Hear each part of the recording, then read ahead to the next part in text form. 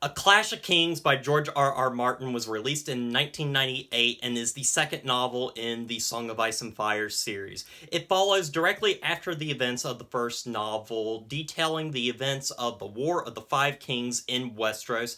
And while that is going on, up in the north, the Night's Watch has gone beyond the wall in search of the others, as well as learning more about their enemy, the King Beyond the Wall. Meanwhile, across the narrow sea in Essos, three dragons have been born, and Daenerys Targaryen treks through the desert in search of a place to stay, and eventually returning to Westeros to reclaim her throne. If you guys remember back to my previous review, you'll remember that I absolutely loved the original novel of Game of Thrones. I thought that was one of the best reads that I had in a extremely long time, and I absolutely adore that book. And I was really excited to finally sit down and read A Clash of Kings right after finishing it. And reading it, I was extremely disappointed by this book when I initially read it. In fact, it took me almost 5 years to finish this one book, and overall it was a big letdown for me, but I enjoyed it nonetheless. So why is this book a disappointment to me? Well, let's find out. But first, let's talk about my positives. Much like with the first book, George R. R. Martin's prose is absolutely fantastic. He has such a command of the English language, and he can make anything, and I mean anything, incredibly interesting. From detailing what a castle looks like to understanding what the food in the room smells like. It is so incredibly detailed that you feel like you have really entered a breathing, real world, and I think he does a great job with that. I also think his character work is absolutely outstanding yet again. Really, in George R. R. Martin's novels, the plot is really secondary to his character work. I think the characters, once again, are incredibly well done in this, and we get even more in this book. We get new characters such as Stannis Baratheon, Davos Seaworth, and Melisandre, which are three of my favorite characters in this book. I always enjoy visiting these characters, and I find that storyline incredibly interesting and just filled with so many layers. I always can't wait to get back to Stannis Baratheon as he plans for war. Also, we get a whole new chapter in the form of a character that we saw previously in the last book, in the form of Theon Greyjoy, and we really see just how much of a damaged person this really is, and we see how he is constantly trying to impress his father, and it's just, he fails every time, and he makes so many stupid decisions in the book that it is incredibly enthralling to read, infuriating, but nonetheless just really great stuff to sit down and read. Also, I think Tyrion really shines in this book as we see him have to basically take control of an entire city and prepare them for war, and that is definitely the best part of this book. Not just his dialogue, but his story overall, which is really, I would say, the main story of this book, as he is constantly preparing for the Battle of the Blackwater, which the Battle of the Blackwater in this book is absolutely enthralling. Just like how it is done in the series, it's just as good here.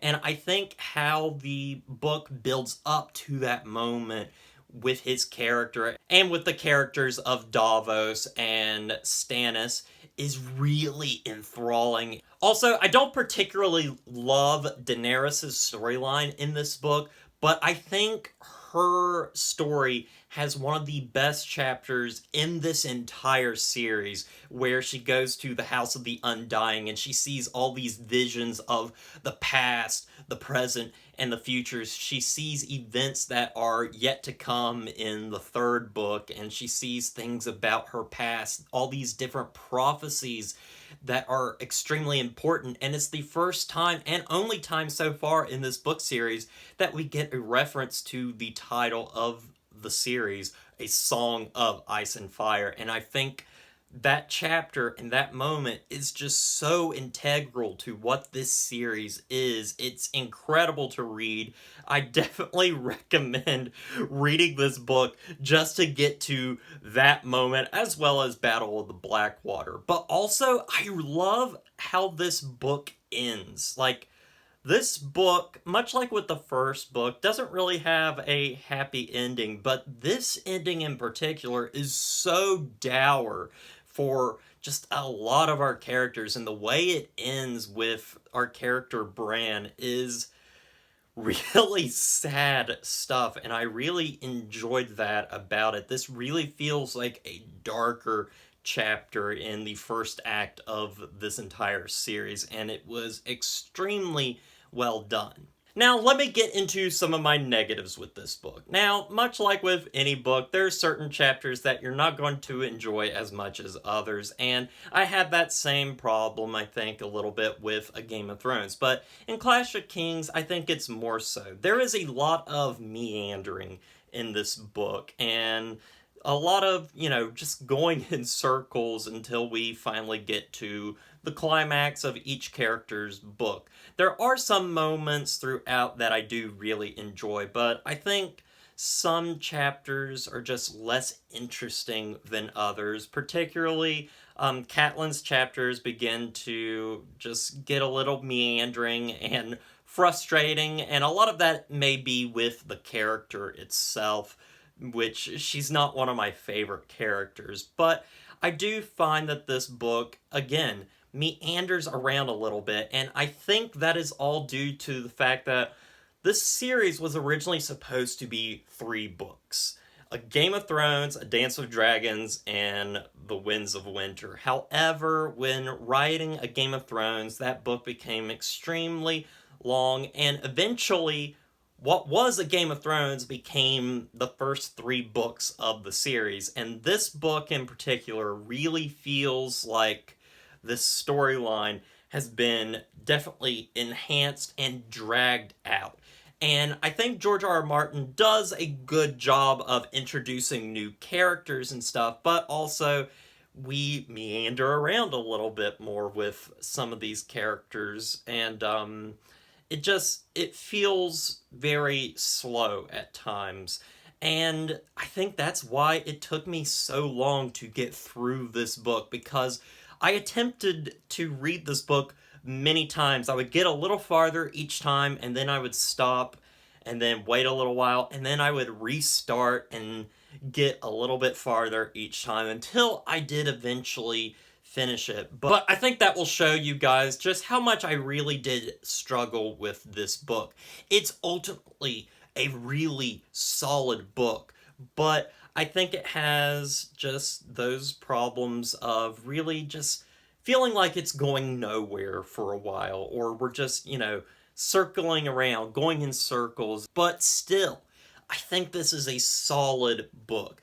I love the characters. I love the world. I like a lot of the plots that are going on here, and in fact, many of the plots do get more detail in that 3rd book. But overall, as a sequel to A Game of Thrones, I think this is still a little bit of a disappointment. And since that time in which I first originally read it, I have reread it again, and I do have a much better appreciation for the book as a whole. But I can't deny that I'm still a little disappointed by this book, especially when I loved that first book so much. It has its moments. Tyrion is fantastic, Theon is great, and I love the stuff with Davos. And I just like that this book becomes more and more complex, especially compared to the first one. But overall, still a disappointment nonetheless. Overall, I'm going to give A Clash of Kings a 7 out of 10. Well, guys, I want to thank you for watching this review. I hope you enjoyed it, and as I said in my previous review of A Game of Thrones, I'm currently reading A Dance of Dragons at the moment, and that's why I wanted to talk about all these books in this series in my anticipation of finishing that book and eventually reviewing it. But thank you guys once again for watching this video, and as always, don't forget to like, comment, and subscribe to the channel, and I'll see you guys in the next review.